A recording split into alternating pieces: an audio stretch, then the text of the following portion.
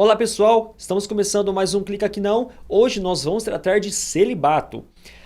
Quem fez essa pergunta ou questionamento pediu para a gente tratar sobre esse assunto foi o nosso amigo Rodrigo de Paulo, de Alto Paraíso, Rondônia. Ele é um amigo nosso lá do grupo do WhatsApp do Clica Aqui Não. Ele tem aí muitas dúvidas em relação ao celibato e também queria saber o que eu penso sobre esse assunto. Vamos falar sobre o celibato após a vinheta.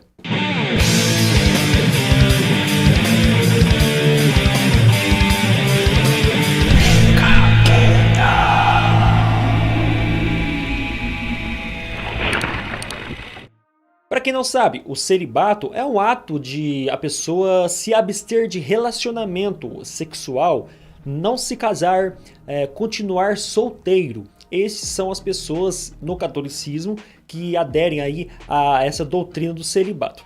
Na realidade, o catolicismo impõe esse costume para os padres. O padre, para ser um padre, ou uma freira, para ser uma freira, não pode casar. Tem que se abster sexualmente de um parceiro, né? E essa pessoa é casado com Cristo ou com a igreja. E é claro que minha posição, que isso é totalmente antibíblico, não tem respaldo, argumentos sólidos para essa doutrina aí do tal celibato. Não é apenas isso, mas a Igreja Católica ensina que esse dogma do celibato, ele é bíblico, ele está na Bíblia. E mais, o celibato para o padre, vamos tratar aqui sobre o padre. O padre, quando ele está em estado de celibato, ele está superior àqueles que estão em uma relação, em um matrimônio. Na ideia do catolicismo, eles vêm ensinando que as pessoas que, para se tornarem um clérigo, ou um padre, ou um bispo, eles devem se abster sexualmente, e isso é estar em um estado superior ao do matrimônio.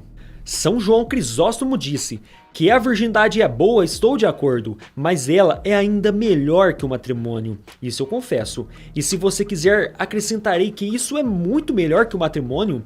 Assim como o céu é melhor que a terra, assim como os anjos são muito melhores que os homens. São Cirilo de Jerusalém: enquanto você mantiver a castidade perfeita, não se vanglorie daqueles que andam por um modesto caminho matrimonial, porque você possui ouro, não despreze aqueles que têm prata. Se você for pesquisar bastante a história, vai ver que muitos desses teólogos, desses eruditos, né, principalmente aí do catolicismo no 3º século, eles vão colocar que o matrimônio é bom, é maravilhoso, mas o celibato é muito melhor. Antes do 3º século, isso é quase raro ou inexistente. Toda a igreja percebia que o casamento é muito bom, é bíblico, é divino, é de Deus. Se alguém disser que o estado matrimonial é preferível ao estado de virgindade ou celibato, e que não é melhor e mais feliz permanecer na virgindade ou no celibato do que se unir ao matrimônio, seja excomungado. Então vejam vocês, a Igreja Católica não dá uma opção para os sacerdotes escolherem se ele pode casar ou não. Eles dizem que é digno de excomunhão aquelas pessoas que afirmam que se casar é melhor que manter solteiro. Eles acreditam que isso é uma heresia, então obrigam praticamente essas pessoas a afirmarem isso. Por isso que é muito difícil você ver um católico influente ensinando que ser casado é muito melhor do que ser solteiro. Tá certo que o catolicismo tá mudando com o tempo, né? E é muito possível que você vê isso hoje, né, em nossos dias. Mas no passado, os católicos que defendiam a possibilidade do sacerdote se casar sim e manter no serviço sacerdotal, como padre, bispo e etc., essa pessoa poderia ser excomungada da Igreja Católica. E para isso vão deturpar o texto de 1 Coríntios capítulo 7. Quanto ao que me escrevestes, é bom que o homem não toque em mulher, mas por causa da impureza, cada um tenha sua própria esposa, e cada uma o seu próprio marido. O marido conceda à esposa o que lhe é devido, e também semelhantemente a esposa seu marido. E isso vos digo como concessão, e não por mandamento. Perceba que Paulo não trata essas questões como um mandamento, mas é uma concessão.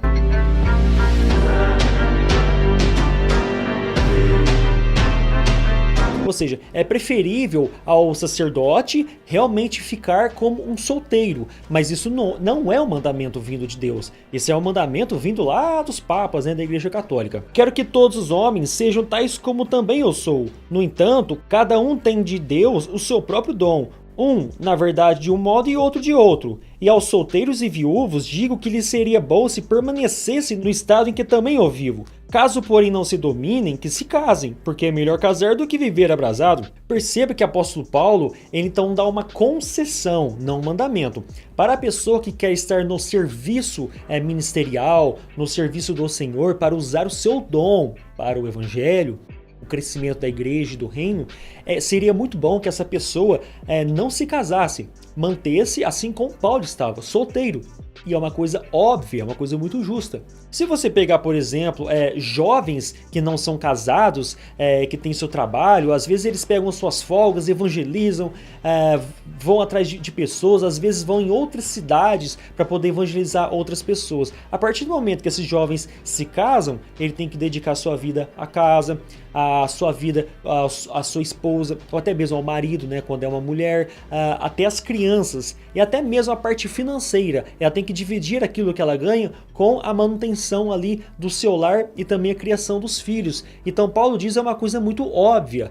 Ele dá essa concessão para que a pessoa fique em seu estado de virgindade ou de não casar, para justamente facilitar um trabalho missionário. Isso não é um mandamento de Deus. Isso é uma concessão que Paulo dá para facilitar a missão de levar o evangelho às pessoas. Além de deturpar o texto, descontextualizar o texto de 1 Coríntios capítulo 7, eles também deturpam assim claramente o texto de Mateus capítulo 19, para afirmar que é muito bom não se casar, né, ficar em estado de virgindade para o ministério. Então eles vão deturpar o texto de Mateus capítulo 19 e eu vou explicar agora para vocês.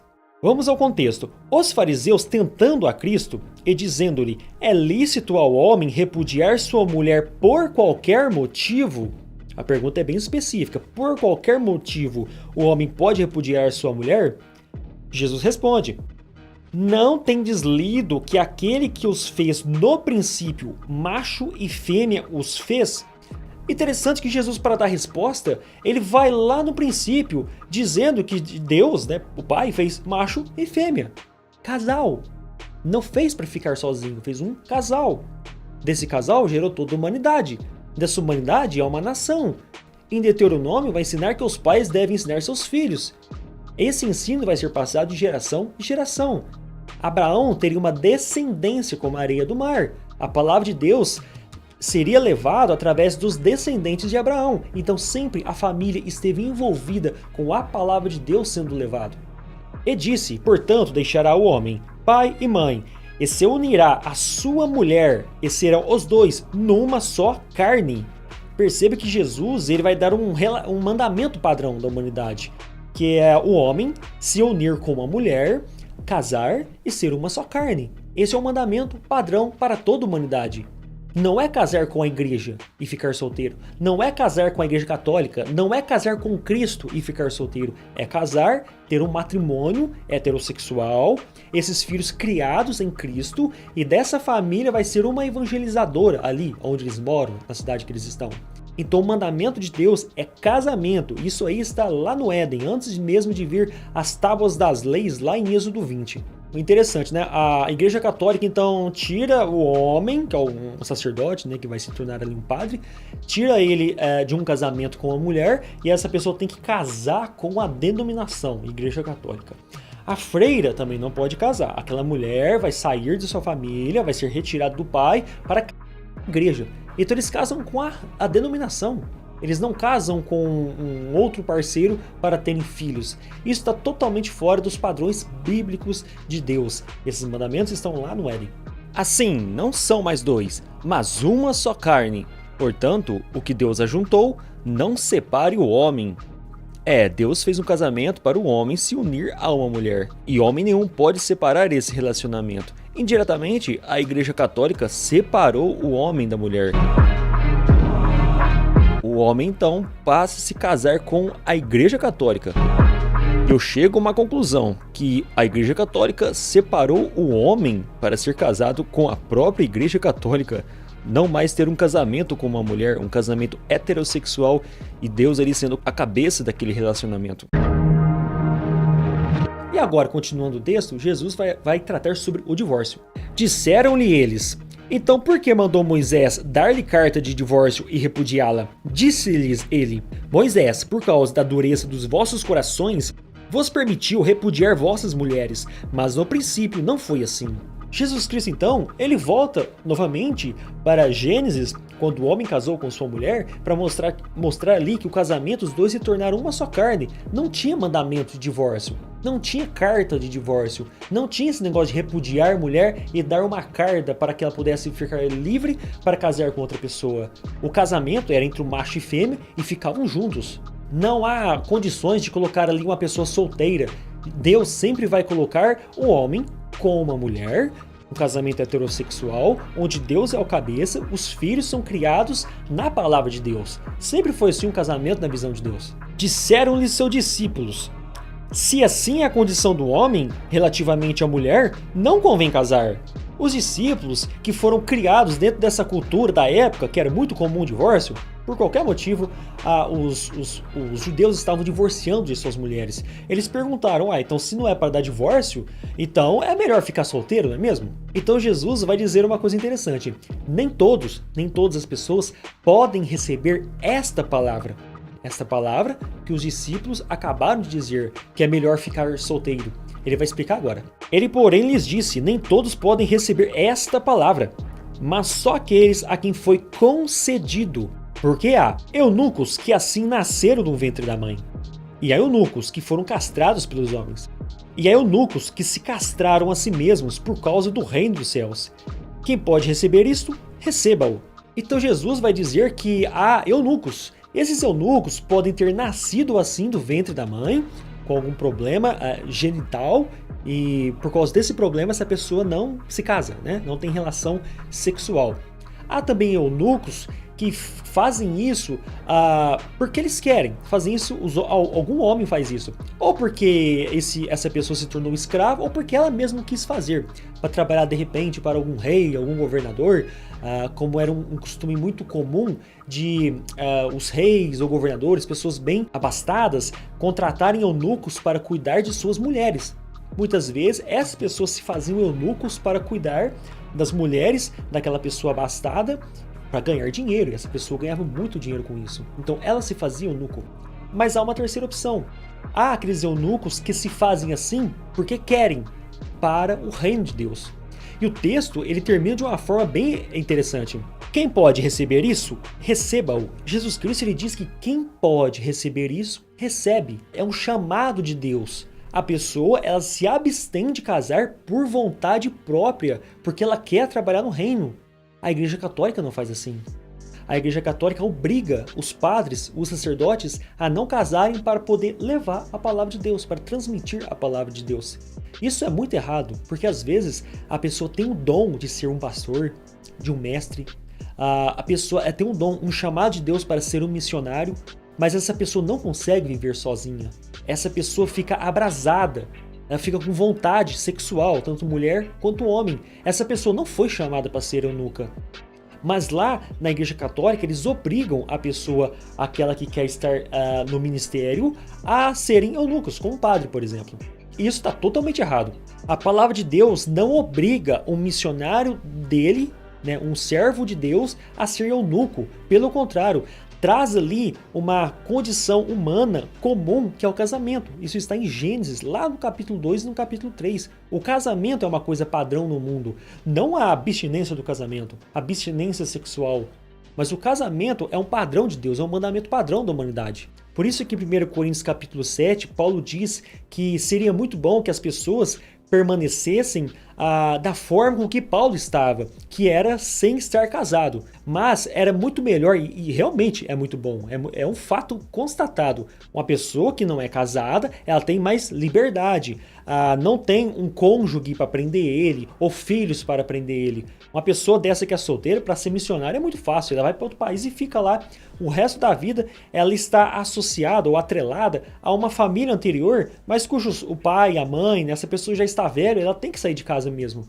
Então, ela no máximo vai ter uma saudade de sua família, mas ela não está ligada, assim como Adão estava ligado com Eva. Então, por isso que é muito bom a pessoa solteira, por exemplo, para ser um missionário. Agora, se essa pessoa viver abrasada, assim mesmo como Paulo diz em 1 Coríntios capítulo 7, seria muito bom que ela casasse. E uma experiência própria.